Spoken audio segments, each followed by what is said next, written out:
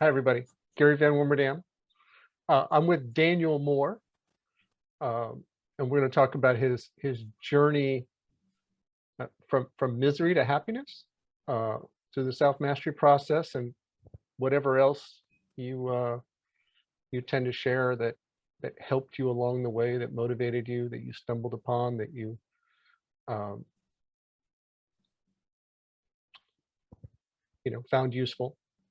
And the intent here is to share with people, it's like, okay, there's a process. You can go from misery to happiness. You can transform your inner world and your state of emotions and your outlook and your perspective.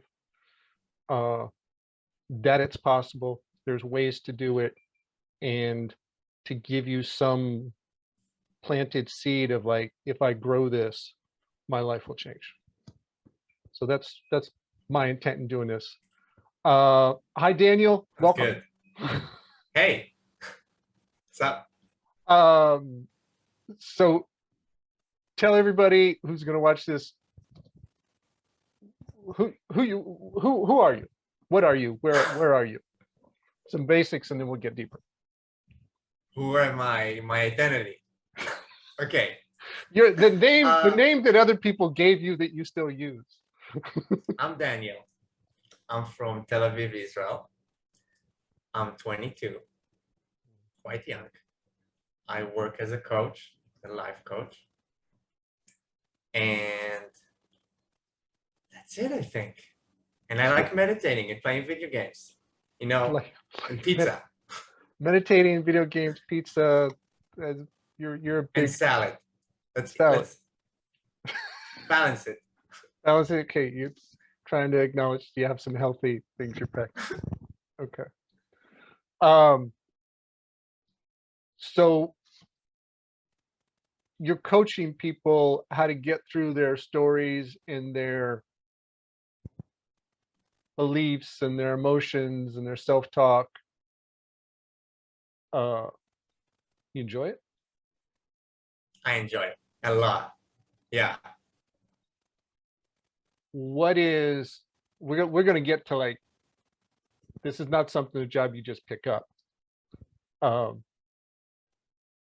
Why? What about it gets you excited about it? What about it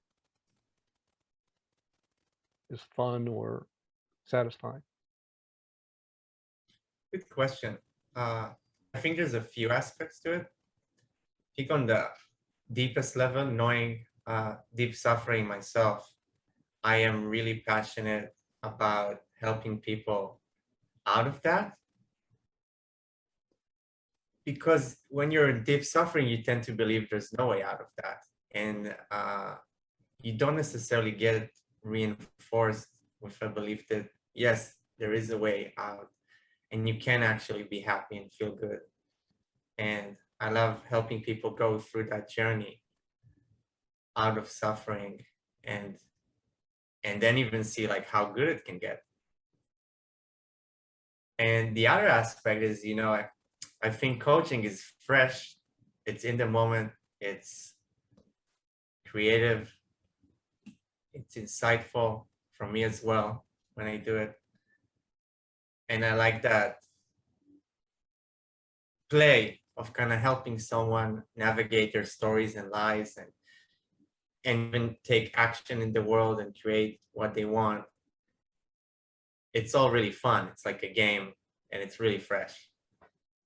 It's like a game, because I think of it as a game of like, how can I would use the word manipulate. What action can I take to draw a response out of this person that they're no longer going to believe that negative thought, So is it manipulative? Yeah, it's manipulative for their benefit. But it's a trial and error. Yeah, like try this, didn't touch. Yeah, exactly. So there's a lot of for me creativity in the moment to it. That's playful, creative, playful. Like, oh, I'm gonna try this. Yeah, and it is fresh. That's how it feels to me. Yeah. Okay. So there's something about that deep suffering, you said that tell me where that started. What, I mean, there were different things in your life at different times and ups and downs, but what was that point, maybe your low point, like? And when was that? Okay. Yeah. There's a lot of lens that I could take to how it started.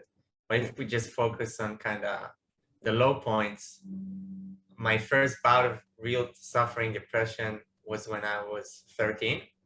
Mhm. It really crushed me and started having suicidal thoughts and crying every day, which was when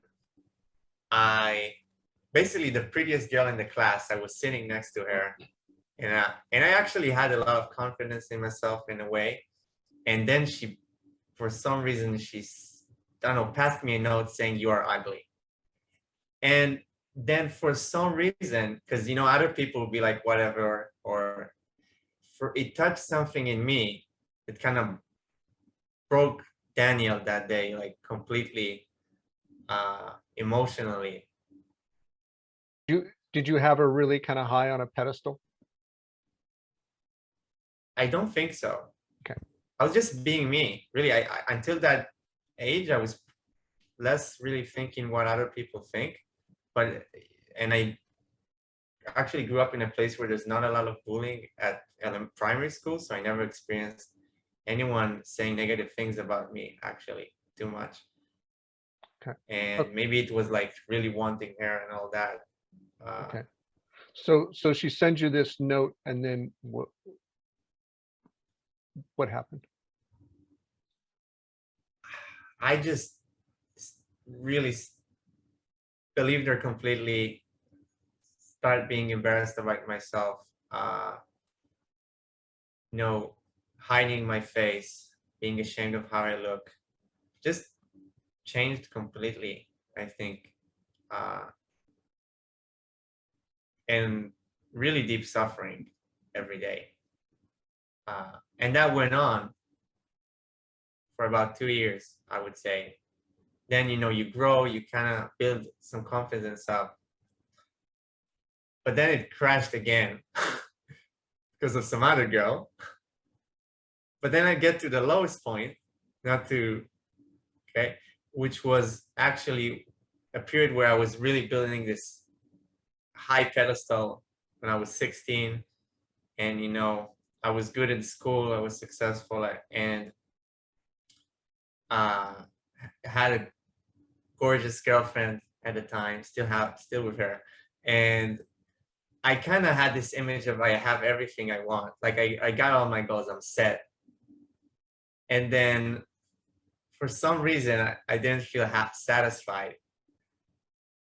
And then for some reason, that lack of satisfaction turned into questions in my head about life and what it's all about and why am I here and all that. And not knowing how to answer that, somehow I became really depressed and suicidal. And there's probably there's some other factors to that. But that drove me to a really low point at 16, where I thought I was losing my mind, and I basically really considered, or we can say, a part of my mind considered ending it there, and I thought that I'll never recover because it felt so bad. How long was it like that, from 16 to?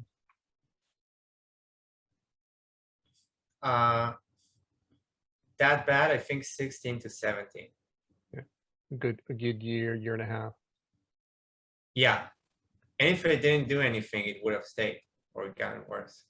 Yeah. What caused you to do something? What was the kind of internal self-talk that was like, okay, I got to try something, or I remember what it was like to be happy, I want to get back there? It was like, what was the the kind of mental realization or mindset shift that says, I'm going to take action and change this? I think there's again a few factors to it, looking at it at the time. One was I just had this sense that I can be happy. It was like an inner fire there. That it was still there, even though I felt so bad. There was some fire there, like that, you know, I tasted happiness. I know it's there. I have memories of being happy from younger ages. And just that drove me to believe that it is possible. And then there was a few blessings in disguise. I don't know how to explain it. 2 times where I don't know what happened. One time I was taking a shower and suddenly I just felt, and I was really depressed at that time, and suddenly I felt huge joy, and like everything was lifted, and the world is amazing. And just out of nowhere, I felt that. And then I took a walk outside and like, wow, life is amazing. It's beautiful. Wow. And then my mind started coming back on about 2 hours later, and I went back. But I had that experience. And there was one time doing yoga that it also happened. And so that also drove me to see that maybe something's possible.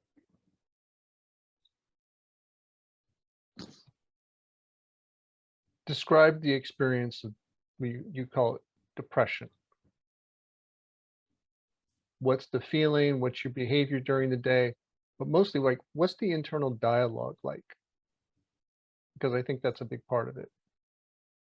But I don't know, what was it for you? Because like some people may not know, like, depression's an abstract thing. Like, what's the experience of it? Yeah, depression is really hell. I would say it's in the dialogue. It's a constant dialogue that life is horrible, that everything is horrible, that I'm horrible, that everything is bad. You know, the world is empty of meaning. There's no meaning in anything, stuff like that. And the feeling is despair and just being shut off completely from life. It's like darkness, really. Darkness as a feeling. Yeah. But no, it really seems like darkness. Yeah. Darkness. Okay. Darkness as a feeling. Okay.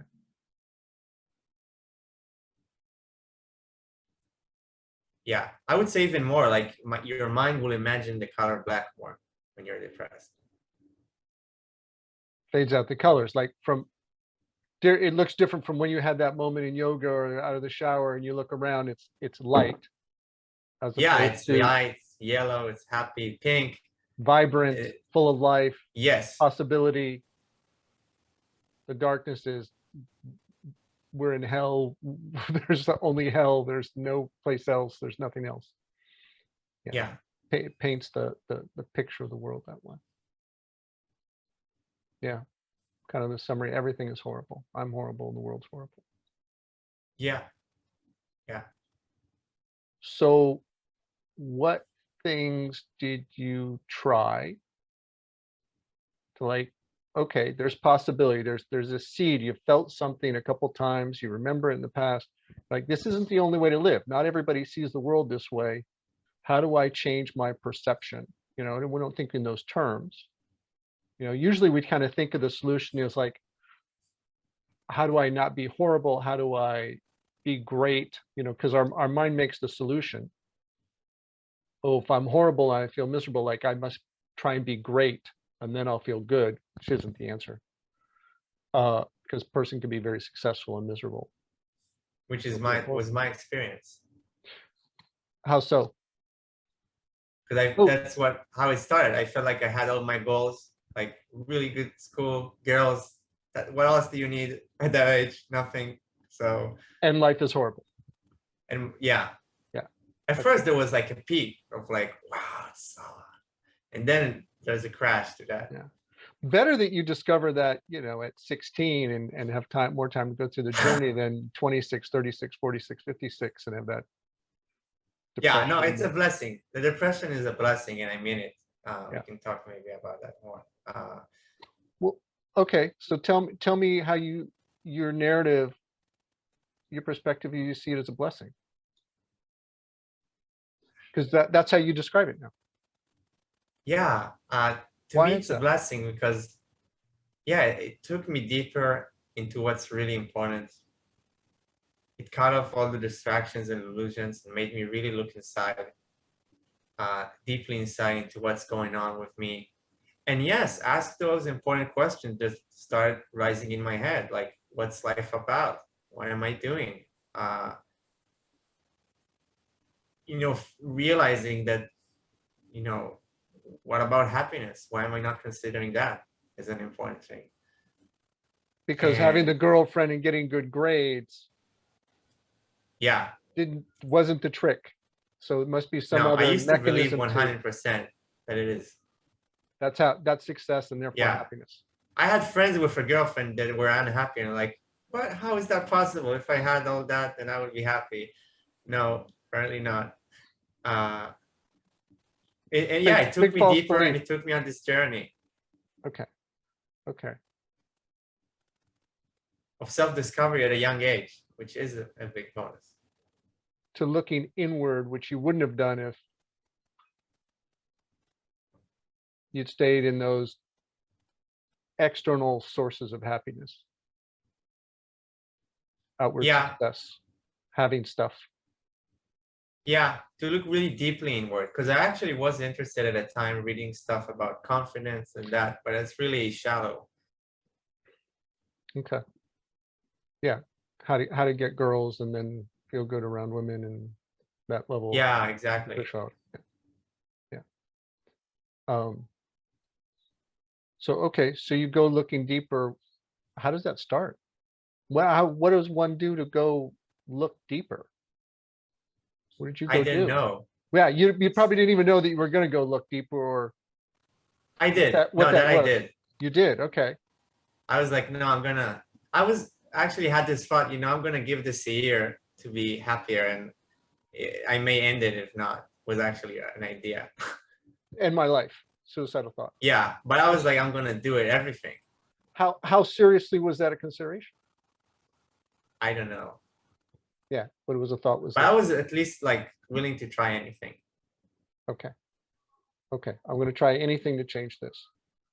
Yeah. All right. So how does one come around to I'm going to look more deeply inward at my values or my core beliefs or my emotions, or is that even like clear as an agenda, or is it more a matter of, oh, I'm going to try meditation, or I'm going to try yoga, I'm going to uh you know, how clearly did you understand what you were going to go do? I think I had that fire in me, and I realized it's something inside, because I had this sense that I can be happy, and I had those experiences, and I realized it must be inside. I forgot almost completely about trying to change the outside. Uh, so I started checking things like Googling how to be happy,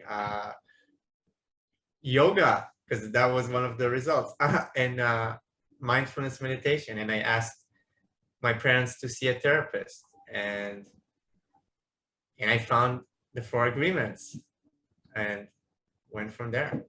The book, The Four Agreements, Miguel Ruiz. Okay, so what did the Four Agreements lead you to? That was the most powerful one. It made me again to see a new possibility and experience some changes somehow just by reading it. And I went on a binge reading all Miguel's books. You didn't know about that, didn't you? And No, then reading all his son's books, like Don Miguel Ruiz Jr. and Don Jose Ruiz, and their podcasts, and just being totally invested in that. And that really helped without doing anything, actually, just reading that, listening. no practices, just absorbing. Maybe a bit like in the books, or just absorbing, maybe a bit meditation, but I still had a hard time being consistent with it. Yeah, yeah. No, it's the when you don't have a lot of personal power or discipline and focus to get yourself out of that emotional pit and do things, listening to a podcast, watching a YouTube like of somebody like that, the Ruizes, or and that's why I do the podcast. People told me a lot, like my podcasts have kind of kept them above water, and it's been the starting point of, because it takes you're getting a benefit with the least amount of effort. Yeah. You're getting to dream, their consciousness with the least amount of effort. Yeah. Okay, so you go down the Miguel Ruiz world. What's your favorite book from him and the boys? His sons. I said the boys. They're men. I should call them the boys. I knew them when they were like in high school. Really? Yeah. Oh man. Yeah, high school They're and college. old. Yeah. Now I call them the boys, but they're men. Okay, so yeah. Now this is 25 years ago. So I'll say from each one, from Miguel Ruiz the father, I'm not, well, I like all of them. I think the most powerful one for me was in terms of change, was The Voice of Knowledge. Is the most powerful one. Okay. Because I realized what the voice in my head was doing. But really the one I really got into is actually Junior. I read his books a lot and listened to all his podcasts, and powerful book, The 5 Levels of Attachment, really powerful book.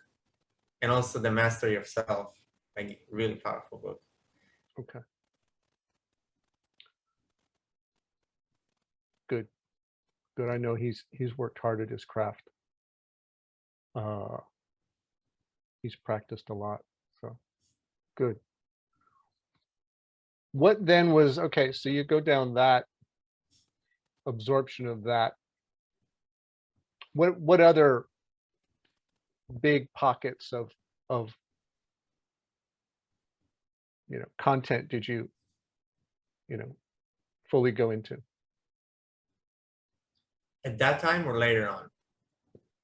Yeah, at that time, and then yeah, let's start at that At that time. time, the Ruizes and therapy, which was good, and just the Ruizes. Okay. I even had the story like no one else is good, just them. I'm not believing anything else. Because it was working for you, it was helping. Yeah. Yeah, and the other stuff was helping. Okay, so then what progressed later, and why were other things good later? Because this is a thing.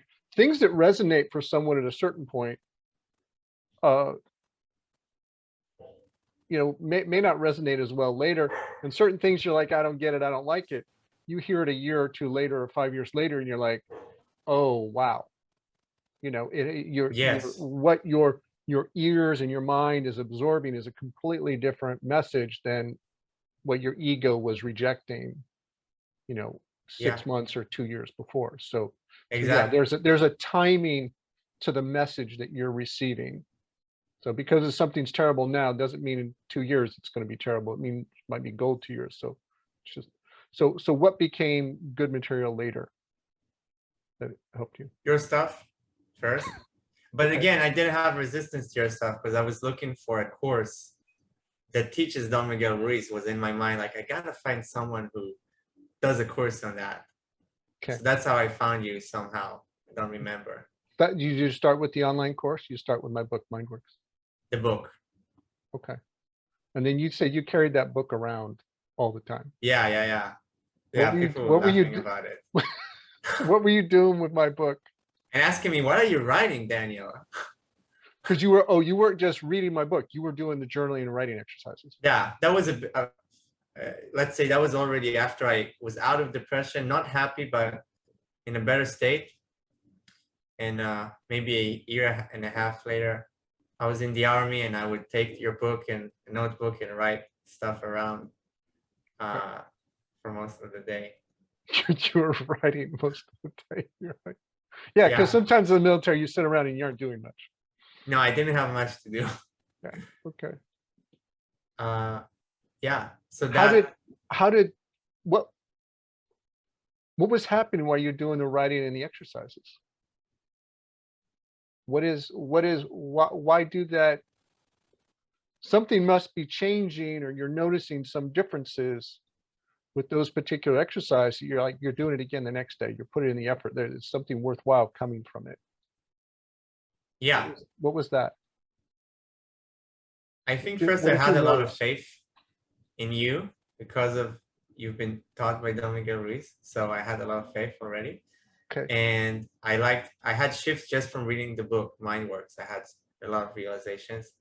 And then starting the writing and the journaling and all that gave me an understanding of what's going on in my mind, and started having some gap from it slowly over time, and just learning new things. Starting to have a gap between you and your mind. You could watch your mind and be Yeah. separate from it.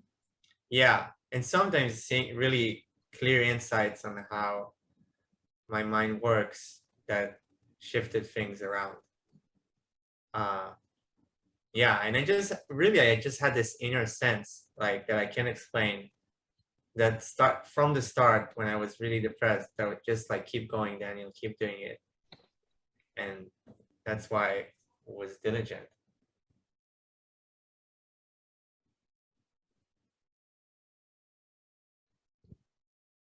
From that point where you made a decision, okay, I'm going to try something for a year, or whatever it takes. Did you notice when it was a year, and Yes. did you come to that About same day about that time and do a reflection not the on same day, but like about the same months or something. and And, go, and oh, at it's that been a time I was year. like, What did you, how much had things improved, and what did you decide at that point? Because then it's another decision point. You're like, oh, I've taken my 1 year commitment. I'm here. Now what? Was it like that?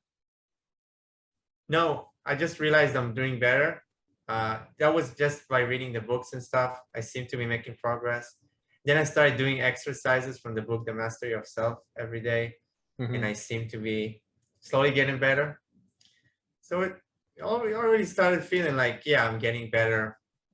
It's gonna keep going and see where it goes. I was already meditating pretty consistently, and I already had that seed from reading Miguel's books of what's possible. And that is still today, it's still always in front of me.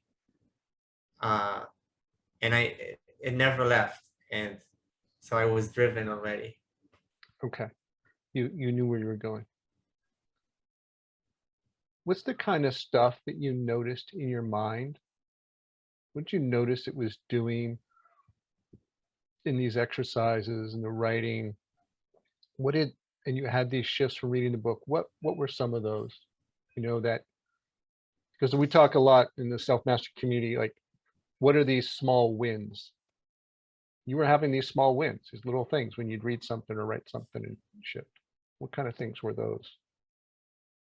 Because some people look for like, oh, I want to be there. I want to be like in that, oh, everything's beautiful, happiness state. And they look for that and they think, because I'm not getting that, I'm failing. When the real practice is like, okay, what are you doing? What's a little shift today? What's a little shift? What's a little shift? What's a little shift? That's gonna build and get you there. So I want to like tell people like, what are those things? How big are they? How small are Yeah, totally. Yeah. Just thinking, so doing your book and your work was in the army. I was definitely a challenging time. But just a memory coming up was this woman who was a bit higher ranked than me. It was really, I think that was true though. And she was nicer to most people than me for some reason. We weren't compatible. But no, just she was really mean to me one day for no reason. And then I felt really offended. And then the wind was like, that's the victim. That I remember that. And then it's like, oh, relief. Like that's not me. And then also skepticism, like, why do I even care about what she has to say? She's not that important. So that was a small win or a big win. You can separate and see my mind is doing that with a victim story. That's the victim part of my mind, taking it personally. Click. Yeah. And that awareness gap to that part of the mind, yeah, the emotion changed. Yeah, or small wins like doing what people would be say unenjoyable, like cleaning or stuff like that. By practicing mindfulness and also awareness of stories, I was actually able to enjoy cleaning is a win. And or staying needing to sleep at the base because I wasn't sleeping there. And you know, my mom was telling the story, this is horrible, I hate it. It was about once a month that it was twice a month it was happening. And then writing about that and seeing maybe having some skepticism of that story and seeing there's some enjoyable stuff. Like I could be outside, I could see the moon, it's pretty quiet. And seeing that it's not as bad as my mind says. It's really the story that is really bad.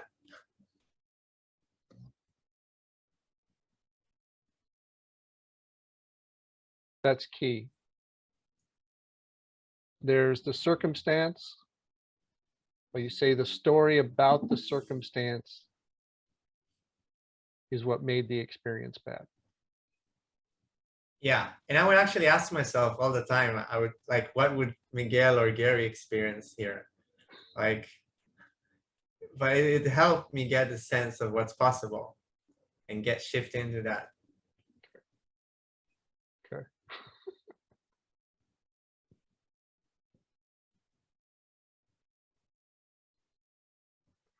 I was just thinking some of the things I went through in my process, and it's like it's funny to, yeah, those same realizations. Holy smokes, here I am, and I'm making myself miserable in this beautiful place. What am I doing? Yeah. We're gonna get out of this story. Yeah, it's the narrative story. The demon that puts us in hell is the narrative story. Puts us in emotional hell. Yeah. And the collected emotional pain, I would say, The collective that we emotion. have, that we collect and don't release. Oh, from our history in life that we haven't Yeah. processed those past emotions. Yes. Yeah. And our story rides on top of those emotions. So yes, they end up being merged together often in the story. Yeah. Yeah. But yeah, if you dissolve the story, you're gonna cleanse out those emotions that are connected to it in the history. So yeah. Okay. So you're doing the work. You're writing, you're doing the self-mastery course, you're journaling, you're meditating regularly.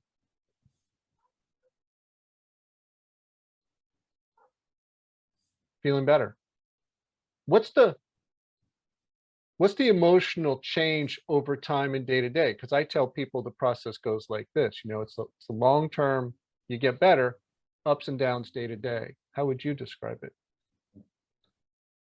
Yeah, it's definitely ups and downs day to day, but then it's like it's like you crash, the crash is smaller over time and the ups go higher. So it's like starts going up over time.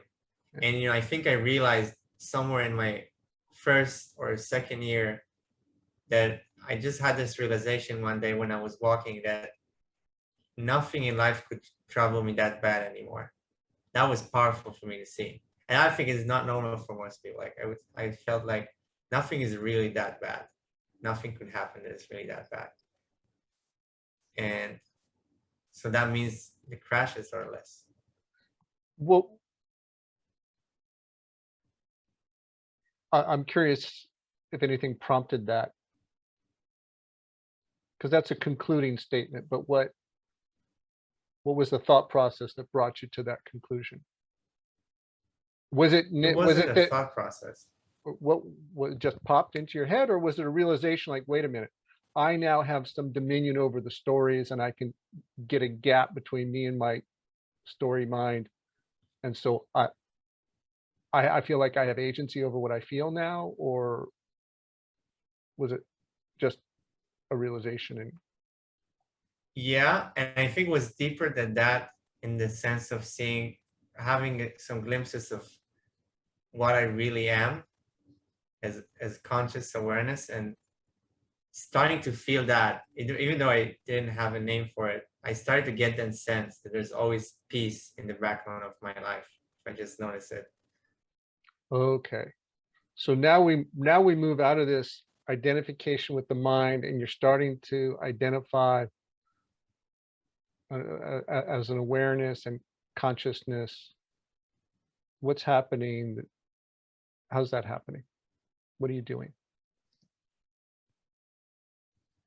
So at the time it wasn't clear. I wasn't even aware that it's happening, but just thinking back, it's just that sense that there's some, I don't know. It's the best I could say is like it's it was like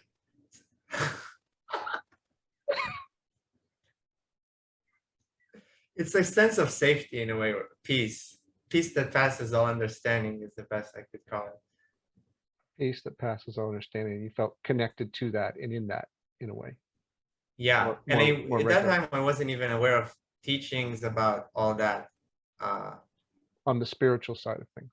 Yeah. Or didn't even have a belief about what consciousness is or a story. I just had that sense that there's something there. There's a piece there that is undisturbed, and like nothing can be really that bad anymore.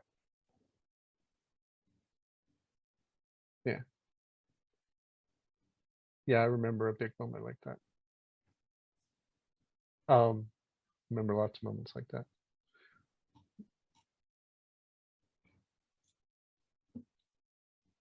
Okay. So then what's going on in your life? Do people see the changes in you, or were you hiding the depression? Or is it slowly over time, so it's not really noticeable how you're different?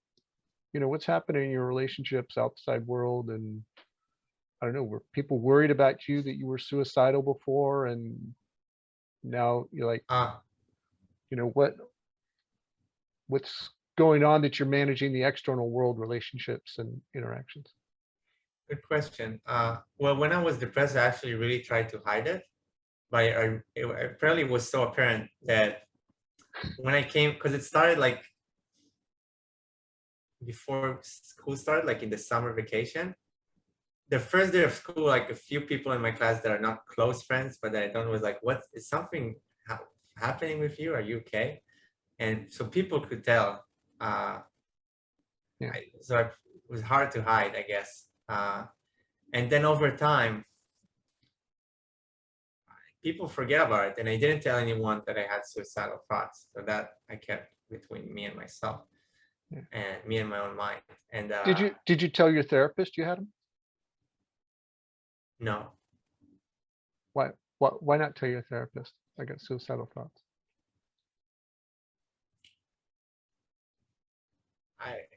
I had the part that was afraid that you'll think that it's really dangerous. Yeah, I think I told them about it later when it was less strong. Yeah. Yeah, even this, we're not used to telling other people, even trained professionals, about our darkness. No, Our tendency is to hide it I was actually trying to and pretend not I'm get help. happy with him. You'd be surprised. I was actually trying to pretend that everything's good, even with him. He would say, "What's going on?" I'm like, good. Only, yeah. Okay. What was that about? I don't know.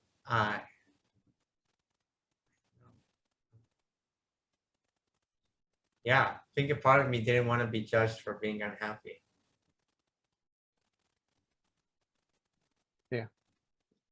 Yeah, sense of I'm failing, I should be happy, then I'm gonna give you this image of Yeah, what you think I should be and hide what's inside.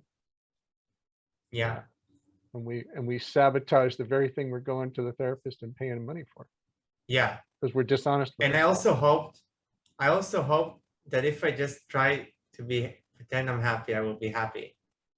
How'd that work? Now I felt worse Worse. because it's a lot of energy being spent, To be false. and you receive less support.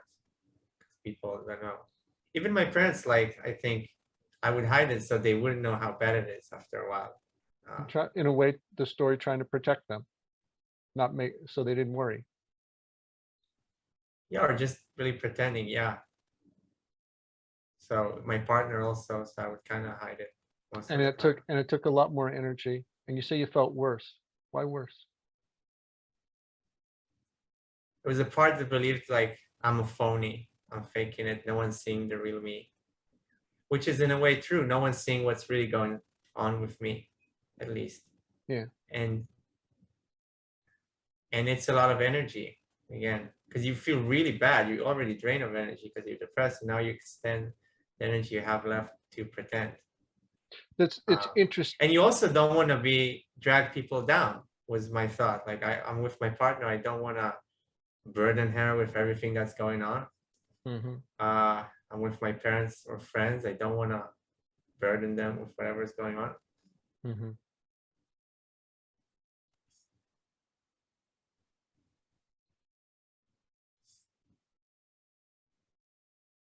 Yeah, there's some good intentions in there.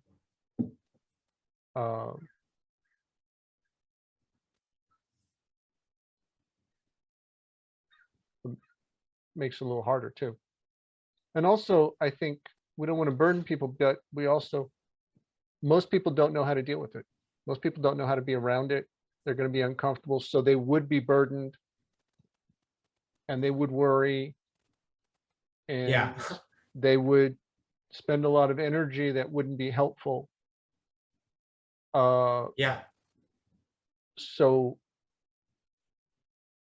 you And I know, feel very blessed that actually my parents and my partner were really, when I did let them know some from time to time, they're really accepting and supportive.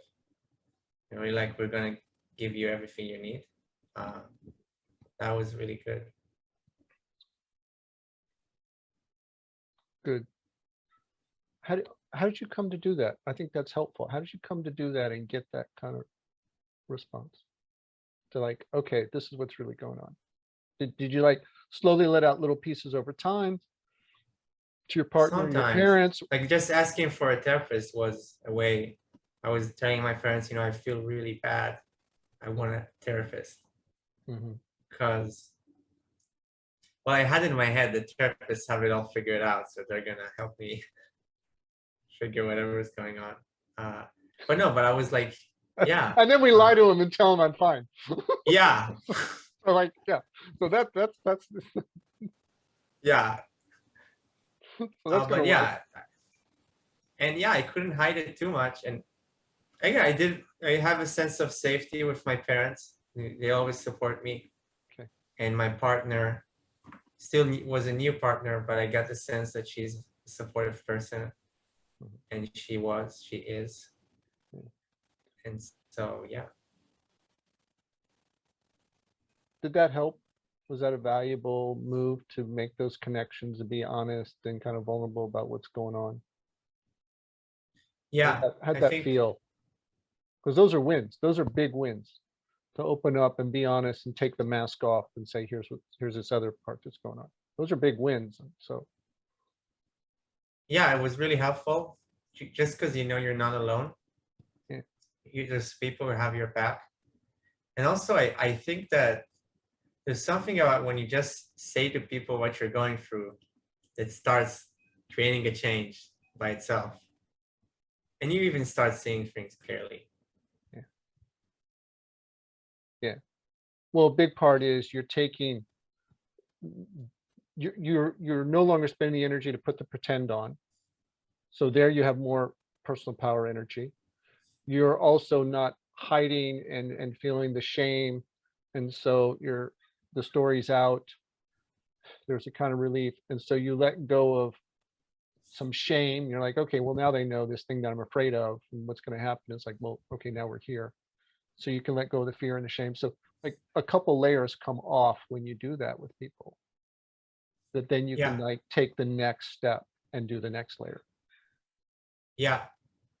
Yeah. And I was crying every day and I would hide it, like do my best to be quiet. But then one day I made the decision not to hide it. And my mom came in and helped me out and was supportive. And so, and she didn't freak out. and that was good. Cool. Cool. All right. Little win, little win, little win.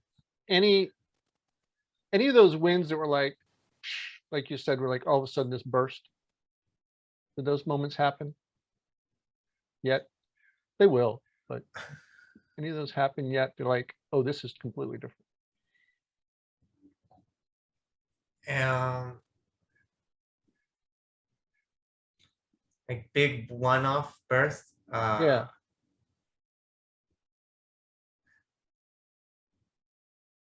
Might have been a few mediocre bursts at least. Mediocre burst. Medium sized burst. Okay. Yeah, I think like the Voice of Knowledge, Miguel Spoke writes about doing everything with love. Uh-huh. And I was practicing that, and I never felt happier. You just consciously, intentfully put that into action. It's like, I'm gonna do everything with love. Yeah. You feel that, yeah, at a certain point, yeah, you feel like, oh, love's coming out of me. I have, And everything was enjoyable. Yeah. Okay. And then I think there were a few, I just hard to recall. I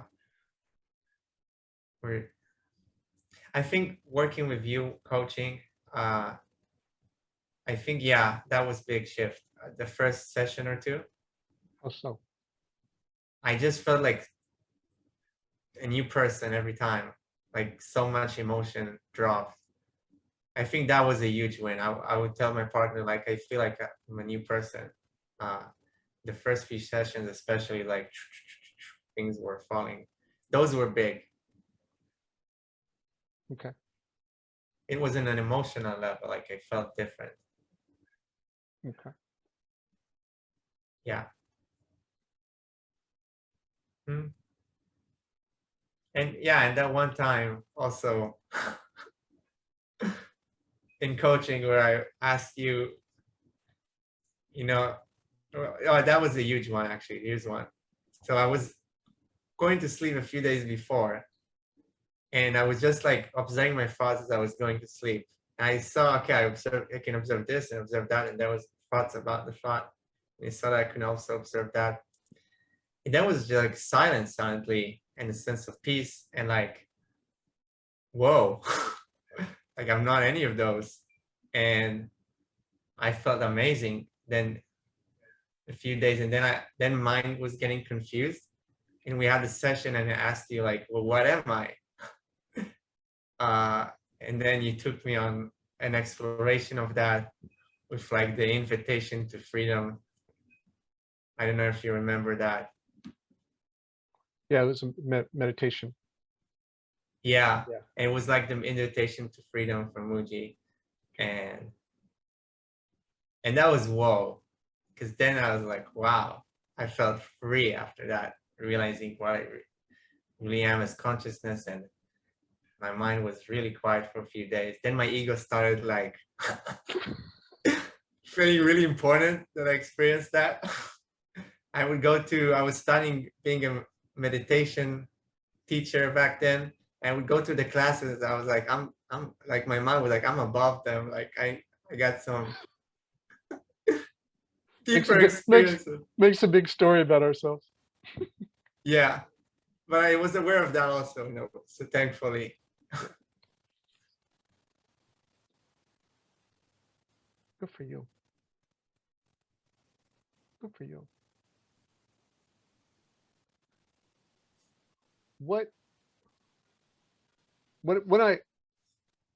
When I think about you in the process and coaching, I got to know you, and like there were some emails back and forth, I think, before that.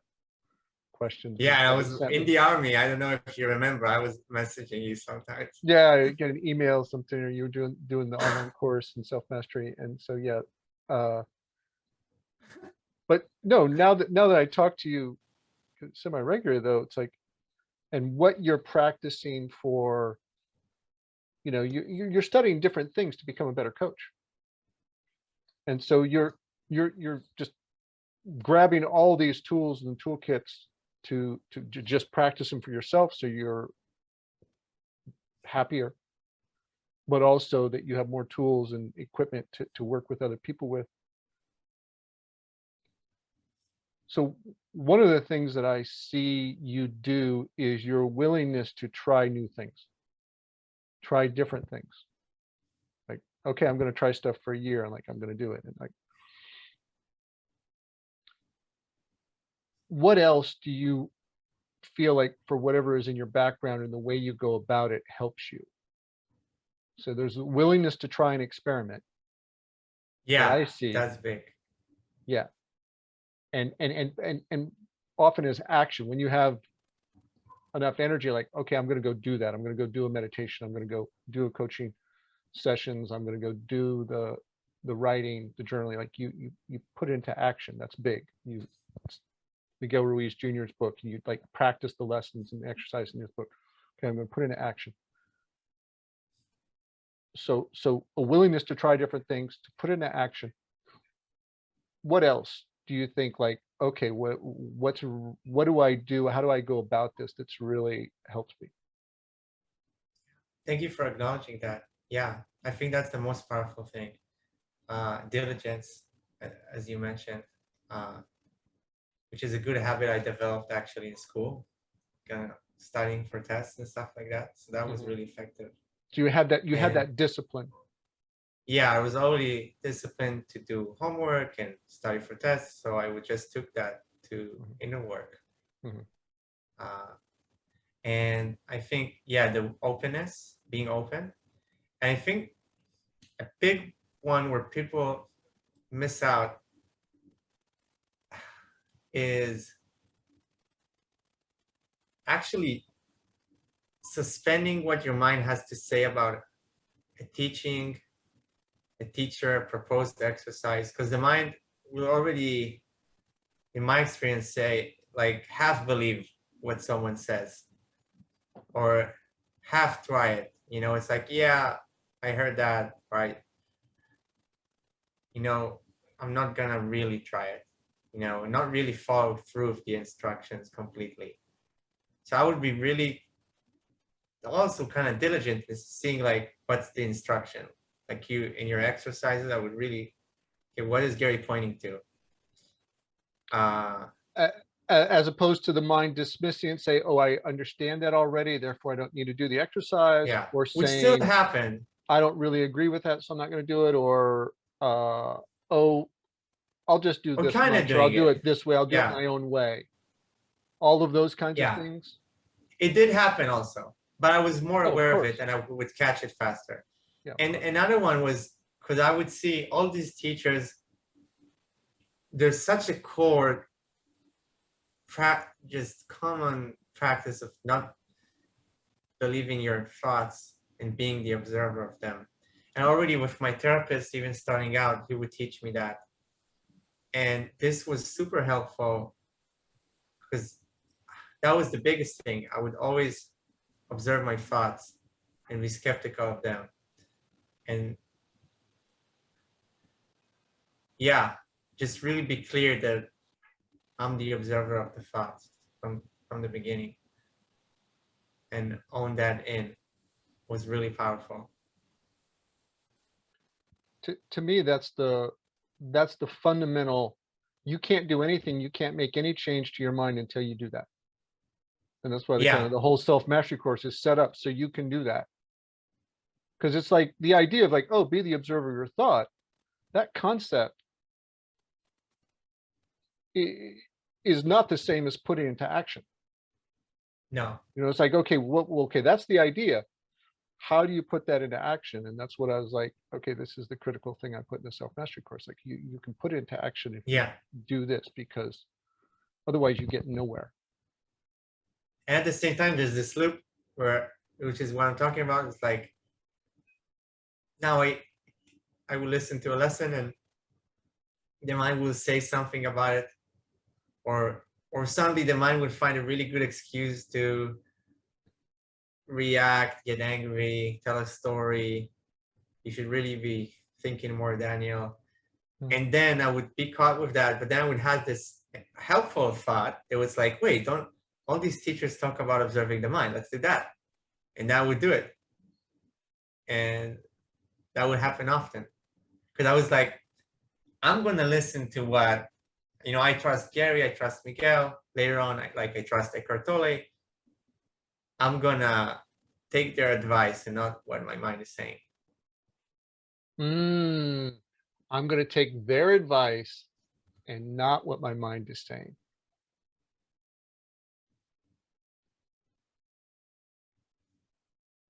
You could see that, and you regularly had to reaffirm that.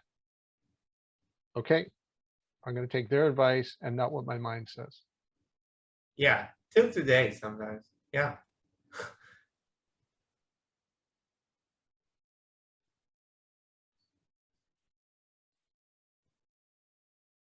I want to let that sit because that's one of the biggest transformations that I did in my process. Where I had a real wrestling match with my mind for a few days and realized, and I looked at everything that it was doing, and I looked at everything that Miguel was teaching and guiding and experiences from him. And this was after a year studying with him and apprenticing with him. And I was doing this big inventory. And I was, okay, here's everything that my mind is giving me. And here's everything that Miguel is giving me. And I go, I'm going to get to trust Miguel more than my mind. Yeah. Yeah. Yeah. And that was a huge turning point.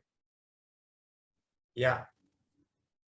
And it's because I think also, reflecting back, I had this strong belief that if you want to be good at something, you do what someone who's good at it is doing. It's really that simple.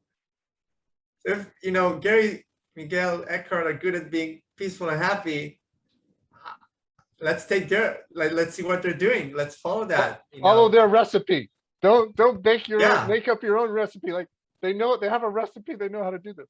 Exactly. It's like, you want to play the guitar, you take a guitar teacher. Now what? You're going to do the opposite of what he tells you? That doesn't make sense. He tells you do this technique, you do the other one. Then why you take the teacher? Yeah. Okay. That is a big piece of medicine. Yeah. But there's a place where we should be skeptical of these random internet people and authors, and this is a scam, and can I trust them, and where is this going? Because this is one of the wrestling matches, and is this because at the time when I met Miguel, there was no book.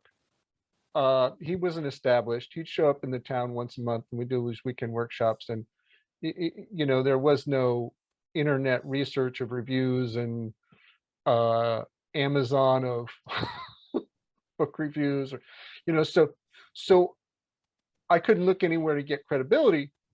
And my mind is running with, is this guy a cult leader? Am I going to end up in a cult? Kind of thing. And that's also really important. So I wasn't trusting at the beginning. I took my time, but when I trusted, I trusted. Yeah. So but you took the time to evaluate what is here. And I had an inner sense, it's more like a feeling. It's your gut feeling that really tells you what's safe or not. It's not the intellect.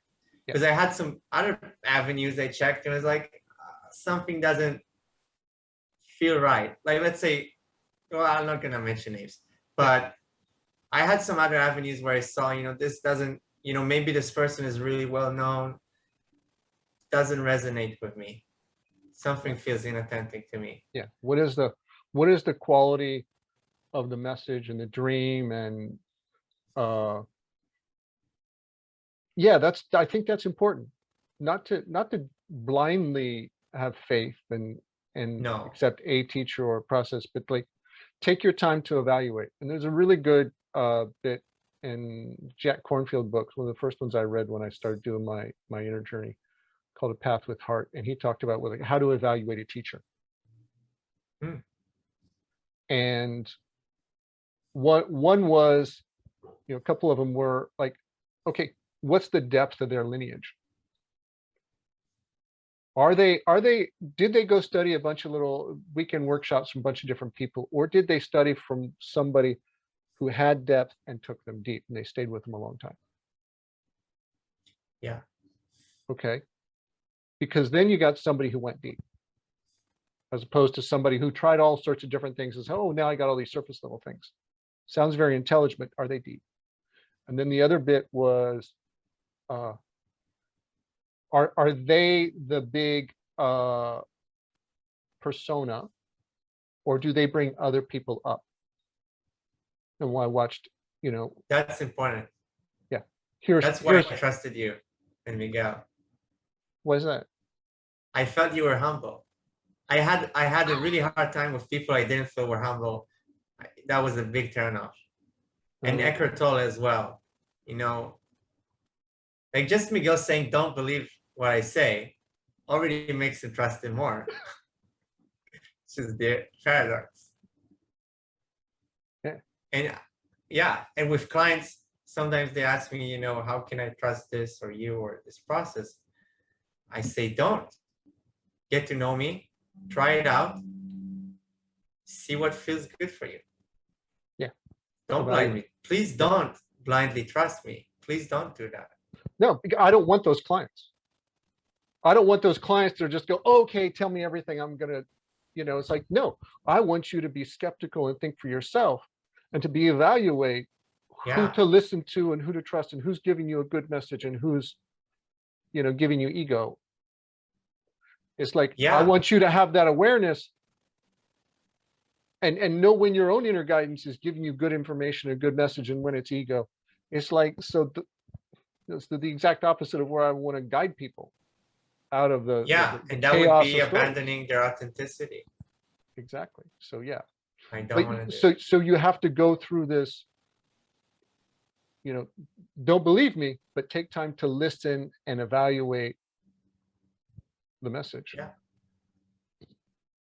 And then decide, take what helps and discard what doesn't. You have to live. Yeah. So there's this paradox when you say, I'm not going to trust my mind, I'm going to trust this person and their message, and I'm going to do what they say the way they say to do it. But you have to transition to experiment with that in smaller steps and bigger steps and bigger steps. It's just like, okay, now I'm going to wait before you do that. Definitely wait before you do that. Yeah. Take your time. Experiment, test it, and slowly transition your faith and your trust into, okay, this is a really good dream. I'm going to trust them more and more. Yeah, I think that's a very incremental thing. Yeah, definitely.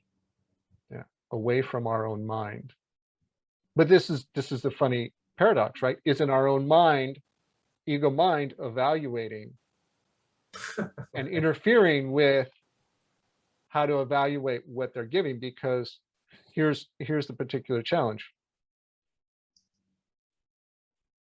At a certain point, the ego mind is threatened by the teacher. Yeah.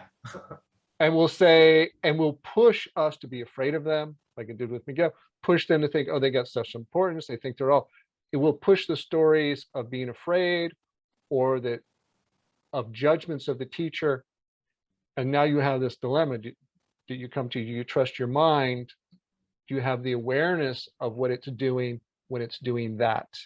When it's feeling really threatened? Because if you're trusting the teacher and the message and the process, the ego is getting dissolved and it feels threatened. Yeah. So this is another hump to get over at a certain point. And that's when I had that, I went to being the observer. So that's why it's a good habit. And I had that with you. Scary Gary image in my head. Dark Gary. But I was observing that. So here I was, not believing it. Maybe I even told you about it. I don't remember. Yeah. But could be. But this is where you take the time to develop that observer skill to see what the mind is doing, to make that as a conscious choice. And a person's not prepared to do that at the beginning. You have to develop the conscious awareness to see that happening. Yeah. Yeah. Yeah. It's tricky. So what was that scary Gary thing you had to observe? You're curious now. I'm very curious. I'm always curious. I'm fascinated by people's journey and these little moments that take their life in a completely different direction and how impactful that is. But I'm also curious because you're not the only person who's experienced that or will experience it. And some people will be helpful to know like what to prepare for and oh, that'll give them insight to, oh, my mind is doing this. This is what it's doing, and it will help other people.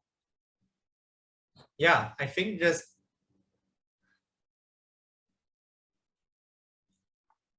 it wasn't evidence-based. It was just this story. I think a few, like my mind was running, how could it be that is so accepting of me, and like doesn't he have an agenda? And my mind didn't make sense of that. Or maybe, you know, it was like, yeah, like saying maybe maybe it started saying a story, Gary has self-importance. But it wasn't based on anything. Because yeah, I didn't like people where I sensed a lot of self-importance, which and was starting to say that about you. But then, you know, is that really true? And you know, it even like making sense. Like Gary always talks about self-importance and how it is detrimental to your happiness. So that doesn't make sense. And his whole teaching, or a lot of his teaching, is about that. And now he has that somewhere that didn't add up.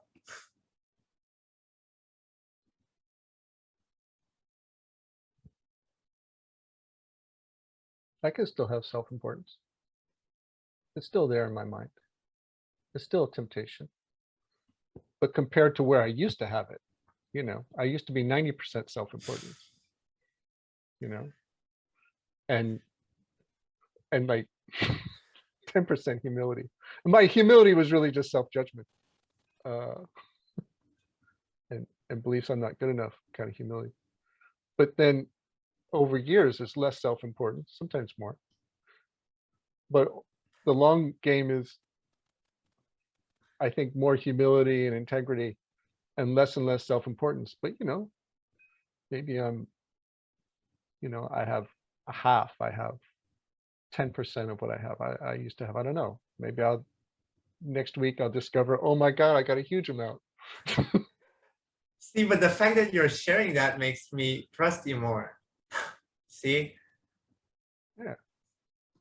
But I feel like I'm sharing the truth of, Exactly. you know, still human. I'm still capable of believing lies. But I'm getting better. Keep Good practicing. for you.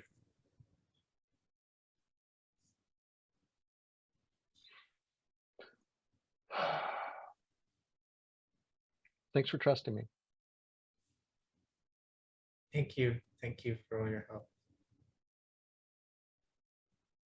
It's been fun traveling along with you for a while.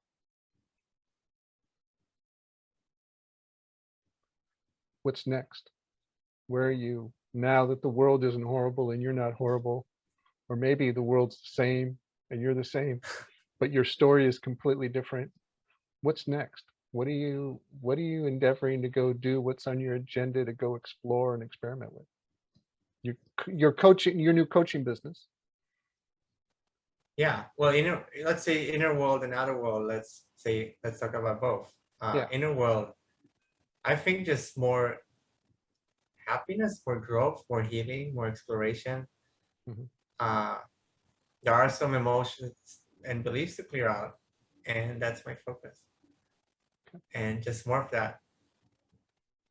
And outer world coaching, and yeah, that growing that, helping more people. I enjoy that.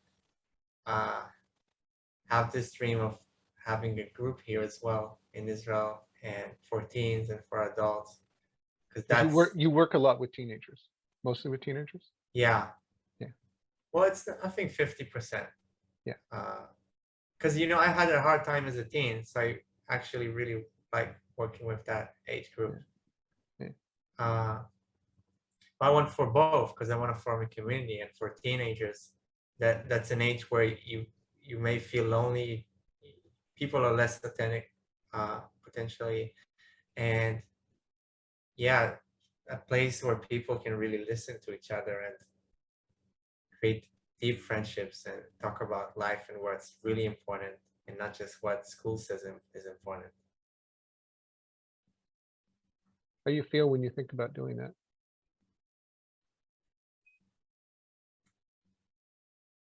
Love.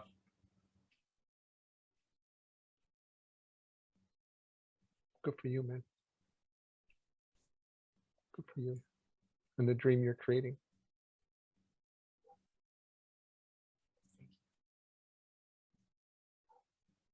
Thanks for sharing today. Thank you for inviting me, and really a heartfelt thank you for all your help and guidance. Yeah, never take that for granted. You're welcome. Good work. Good. I'm grateful to have the work. And serve something up that's nourishing. Yeah. Okay. Love you, my friend. You too. Thank you so much. Let's leave it here.